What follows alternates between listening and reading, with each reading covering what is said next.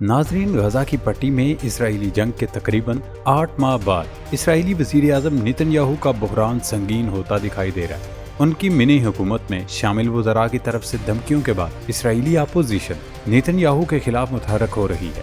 اسرائیلی KAN news net work کے مطابق ایسا معلوم ہوتا ہے کہ ان کا تختہ الٹ کر نئی حکومت بنانے کی تیاریاں کی گئی ہیں، کیونکہ opposition leader there is future party کے سربراہ یائر لپیڈ، اسرائیل بیتونا پارٹی کے سربراہ آوی گیڈرور لائبرمین اور نیو ہوپ کے صدر گیدون سائر کے درمیان ملاقات متوقع ہے۔ وہ نیتن یاہو کی جگہ ایک متبادل حکومت بنانے پر بات کریں گے۔ عالمی میڈیا کے مطابق تینوں جماعتیں حکومت کا تختہ الٹنے اور مختلف جماعتوں کو اکٹھا کر کے نئی حکومت بنانے کے لیے اقدامات کر رہی ہیں۔ اس متبادل حکومت میں جنگی کونسل کے رکن بینی گینٹس کو بھی شامل کرنے کا ارادہ ہے۔ تینوں جماعتوں کے سربراہان قبل از وقت انتخابات کے انعقاد کے لیے اقدامات میں تعاون کرنے کا ارادہ رکھتے ہیں۔ افریقی ملاقات ان ملاقاتوں سے پہلے ہو رہی ہے، جن میں حالیہ عرصے میں لپیڈ اور لائبرمین کے درمیان ملاقات ہوئی تھی۔ کل اپنی پارٹی کے اجلاس کے آغاز میں لائبرمین نے لپیڈ، سائر اور گینٹس سے حکومت کا تختہ الٹنے اور موجودہ کنیسٹ یا متبادل طور پر قبل از وقت عام انتخابات کے لیے ایک مشترکہ اتحاد بنانے کا مطالبہ کیا۔ اس حوالے سے ایک سوال کے جواب میں لپیڈ، جو کہ اپوزیشن لیڈر ہیں، انہوں نے کہا اپوزیشن میں وہ گینٹس کی جنگی کابینہ سے دستبردار ہونے کا انتظار کر رہے ہیں۔ یہ ایک ایسا قدم ہے جو بہت پہلے اٹھایا جانا چاہیے تھا۔ دوستو، 2 ہفتے قبل جنگی کونسل کے ممبران بینی گینٹس اور گیڈی آئزن کوٹ نے جنگی کیبنٹ سے دستبردار ہونے کی دھمکی دی تھی اور نیتن یاہو کو 6 جون تک کا وقت دیا تھا وہ غزہ میں جنگ کے بعد کے منصوبوں کی منظوری دیں، کیونکہ دونوں وزراء وزیر اعظم کی طرف سے جنگ کے بعد غزہ میں اسرائیلی کنٹرول کے فیصلے سے متفق نہیں۔ یہ خبر نیتن یاہو اور ان کے وزیر دفاع یوآف گیلنٹ کے درمیان تنازع میں اضافے کے درمیان سامنے آئی، خاص طور پر جب گیلنٹ نے ایک پریس کانفرنس میں نیتن یاہو پر حملہ کیا اور غزہ میں اسرائیلیوں کی مستقل موجودگی کے ان کے منصوبوں پر تنقید کرنے کے بعد تقریباً 2 ہفتوں سے انہوں نے ایک دوسرے سے بات نہیں کی۔ نیتن یاہو کو اسرائیلی قیدیوں کے اہل خانہ کی طرف سے بھی شدید تنقید کا سامنا ہے، جو تل ابیب میں مسلسل مظاہرے کر رہے ہیں تاکہ ان پر حماس کے ساتھ ایک معاہدہ طے کرنے کے لیے دباؤ ڈالا جا سکے۔ ناظرین، اس وقت نہ صرف نیتن یاہو کی حکومت کا تختہ الٹنے کے لیے منصوبے بن رہے ہیں، بلکہ انہیں عالمی عدالت کی جانب سے بھی مزید دھمکیاں ملی ہیں۔ بین الاقوامی فوجداری عدالت کے پراسیکیوٹر کریم خان نے حالیہ دنوں میں خبردار کیا تھا کہ وہ عدالتی اہلکاروں کو ان کے کام سے روکنے یا نامناسب طور پر اثر انداز ہونے کی کسی بھی کوشش کے خلاف قانونی چارہ جوئی سے دریغ نہیں کریں گے۔ اس حوالے سے ایک نیا اور چونکا دینے والا انکشاف ہوا، جس میں کہا گیا ہے کہ اسرائیلی جاسوس ادارے موساد نے ICC کی سابق پراسیکیوٹر فاتو بن سودا کو سنگین نتائج کی دھمکی دی تھی۔ یہ کہانی 2021 میں شروع ہونے والی تحقیقات سے شروع ہوئی اور گزشتہ ہفتے اس وقت اختتام پذیر ہوئی جب بن سودا کے جانشین کریم خان نے اعلان کیا کہ وہ غزہ میں اسرائیل کی جنگ میں اسرائیلی وزیر اعظم نیتن یاہو کے خلاف گرفتاری کا وارنٹ جاری کرنے کی کوشش کر رہے ہیں۔ برطانوی اخبار گارڈین کے مطابق موساد کے سابق سربراہ یوسی کون نے فوجداری عدالت کے سابق پراسیکیوٹر کو کئی خفیہ ملاقاتوں میں دھمکیاں دی تاکہ ان پر اسرائیل پر مبینہ جنگی جرائم کی تحقیقات ترک کرنے کے لیے دباؤ ڈالا جا سکے۔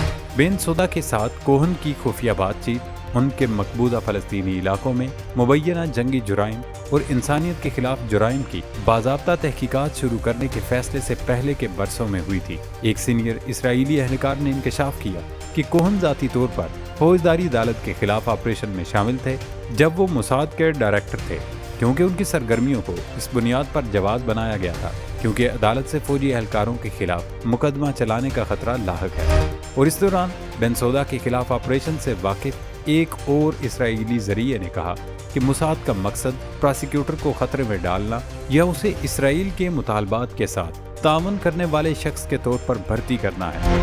دوستو، دی گارڈین کے جاسوسی ہیگنگ اور دھمکیاں، اسرائیل کی 9 سالہ جنگ بے نقاب نامی مضمون میں فلسطینی علاقوں میں مبینہ جنگی جرائم کے بارے میں عالمی عدالت جرائم ICC کی تحقیقات کو ناکام بنانے کے لیے اسرائیل کی وسیع کوششوں کو بے نقاب کیا گیا ہے۔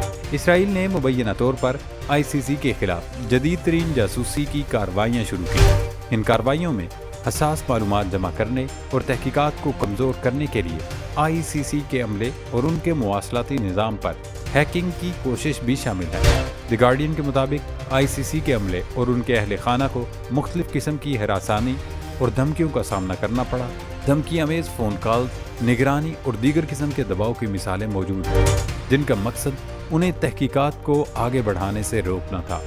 ایک سینئر عہدیدار نے بتایا، ایک مرتبہ ان کے اہل خانہ کی ذاتی بات چیت کو روک دیا گیا تھا، جس سے انہیں کافی پریشانی اور خوف پیدا ہو گیا تھا۔ رپورٹ میں دعویٰ کیا گیا ہے کہ 16 جنوری 2015 کو فلسطین کے ICC میں شامل ہونے کے فوری بعد پراسیکیوٹر فتو بنسودا نے فلسطین کی صورتحال کا ابتدائی جائزہ لیا۔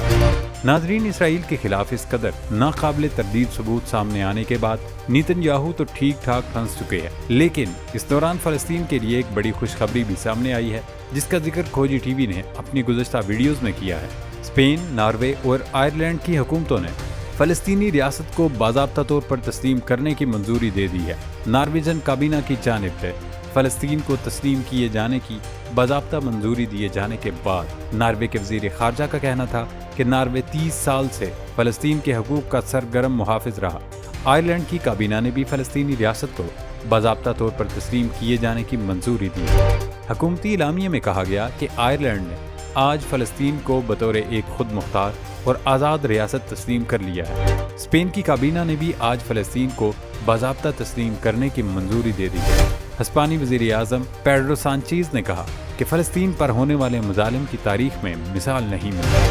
امن کا قیام ہم سب کی ذمہ داری ہے اور فلسطین کو تسلیم کرنا اقوام متحدہ کی قراردادوں کے مطابق ہے۔ فلسطین کو تسلیم کرنا تاریخی لمحہ ہے۔ فلسطین کو تسلیم کرنے والے ممالک کی تعداد اب 146 ہو چکی ہے۔ اس کے ساتھ ایک اور بڑی خبر یہ ہے کہ عالمی ایٹمی توانائی ایجنسی کی 2 خفیہ رپورٹوں میں بتایا گیا کہ ایران یورینیم کی افزودگی اس سطح کے قریب تک پہنچ گیا ہے جو ہتھیار بنانے کے لیے درکار ہوتی ہے۔ یہ بات اس وقت سامنے آئی جب اقوام متحدہ کی ایجنسی بات چیت کے ذریعے تعاون کو بہتر بنانا چاہتی ہے۔ ایجنسی کی سماحی رپورٹوں میں سے ایک میں کہا گیا کہ گزشتہ 1 سال کے دوران 4 مارچ 2023 کو جاری کردہ مشترکہ بیان پر عمل درآمد کی طرف کوئی پیش رفت نہیں ہوئی۔ اس بیان میں ایران میں نگرانی کے کاموں میں تعاون فراہم کرنے اور ایجنسی کی صلاحیت کو بہتر بنانے کی بات کی گئی۔ رپورٹ میں کہا گیا کہ ایجنسی کے ڈائریکٹر جنرل نے نئی ایرانی حکومت کو اپنی کال کی تجدید کی اور مئی 2024 کی 6 اور 7 تاریخ کو شروع ہونے والے اعلیٰ سطح کے مذاکرات اور اس کے بعد تکنیکی بات چیت جاری رکھنے کے لیے اپنی تیاری سے بھی آگاہ کیا۔ افزودہ یورینیم کے اپنے ذخیرے میں اضافہ کیا ہے اور اپنے جوہری پروگرام کو تیز کر دیا ہے۔ ایرانی اسٹاک 11 مئی کو 6201.3 کلو گرام تک پہنچ گیا، جو فروری میں 5525.5 کلو گرام تھا۔ یہ 2015 میں طے پانے والے بین الاقوامی معاہدے کے تحت دی گئی اجازت سے 30 گنا زیادہ ذخیرہ ہے۔ تہران ایٹمی بم رکھنے کی کوشش سے انکار کرتا ہے۔ دوستو، اس وقت ایران کی جوہری سرگرمیوں کے بارے میں اسرائیل اور امریکہ کو خدشات زیادہ ہیں، کیونکہ ایران یورینیم کو 60% خالص تک افزودہ کر رہا ہے، جو جوہری ہتھیاروں کی تیاری میں استعمال ہونے والے 90% کے قریب ہے۔ ایران کے پاس اس سطح کے لیے کافی افزودہ مواد موجود ہے اور وہ خود کو دوسرا اسلامی ایٹمی ملک بناتا ہے۔